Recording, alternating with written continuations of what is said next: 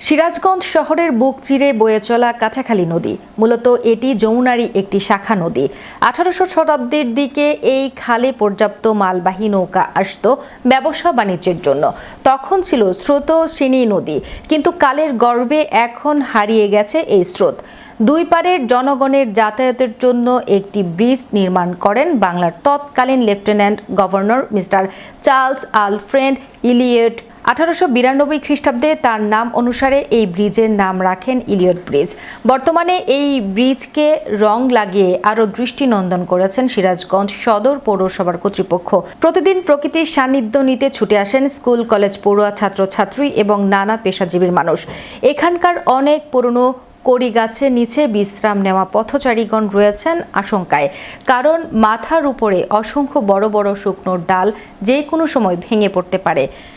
ঘটতে পারে নানা বিপদ এবং হতাহতের ঘটনা।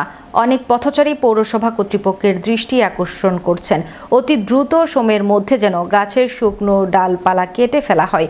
শহরের ছোট বড় সকল শ্রেণী পেশার মানুষের একটু বিনোদন উন্মুক্ত হওয়ার গল্প আড্ডা কেন্দ্রবিন্দু এই ইলিয়ট ব্রিজ।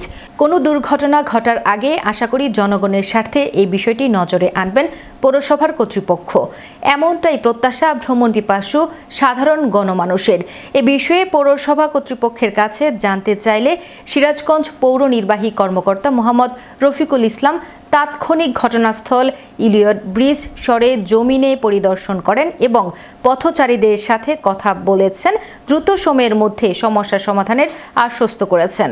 একেবারে শুকনো হয়ে আছে আর কি, যে কোনো সময় ভেঙে পড়ে যে কোনো মানুষের একটা দুর্ঘটনা ঘটতে পারে। তো এটা পৌরসভার কাছে দৃষ্টি আকর্ষণ করছি যে অনতিবিলম্বে এই গাছগুলোর ডালগুলো যেগুলো শুকনো কেটে ফেলা হয়, তাছাড়া যে কোনো সময় একটা অঘটন ঘটতে পারে।